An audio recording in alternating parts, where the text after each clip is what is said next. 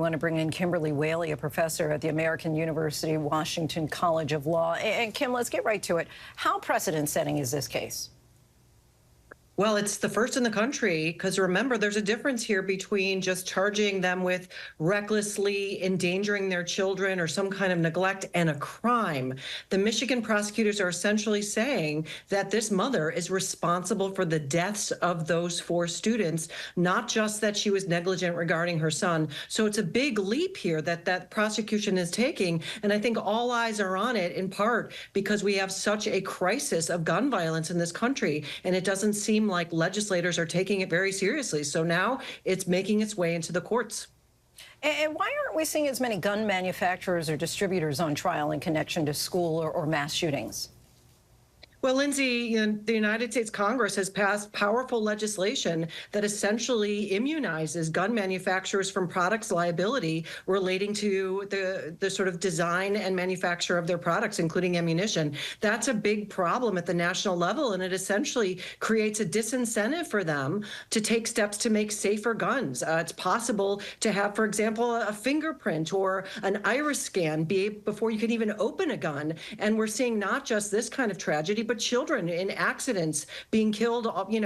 We see it every day, Linsey, and there are ways that people who make these guns could actually make them safer, but there's just no incentive because we've got legislators who get money from gun lobbyists in the interim, in between the citizens and safety laws.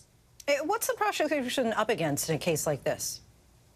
Well, this is a dueling heartstrings, because the tragedy is unthinkable to lose a child who goes to school and is gunned down in this violent way. And then you see this mother, and, some of us are parents, and it's very hard to communicate with teenagers. It's frustrating. It's difficult. So I'm sure some of these jurors are sitting there saying, listen, could this be me? What else could she actually have done to prevent this kind of tragedy? So prosecutors have to overcome that and demonstrate beyond a reasonable doubt that she was grossly negligent to the point of causing these deaths, rather than just not the best mom. And I think all of us moms have days where we have felt that way. But of course, this led to extraordinarily tragic outcomes. And what about the Crumbley's defense? What are they facing?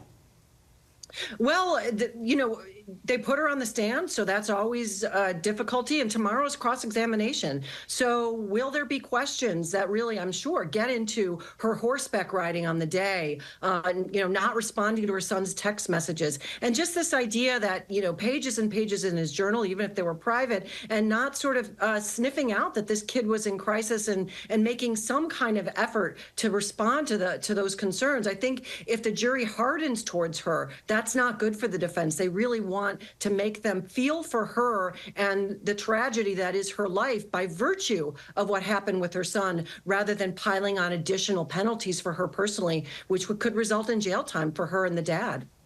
Kimberly Wehle, we thank you so much for your time and insight as always. Thank you. Hi, everyone. George Stephanopoulos here. Thanks for checking out the ABC News YouTube channel. If you'd like to get more videos, show highlights, and watch live event coverage, click on the right over here to subscribe to our channel. And don't forget to download the ABC News app for breaking news alerts. Thanks for watching.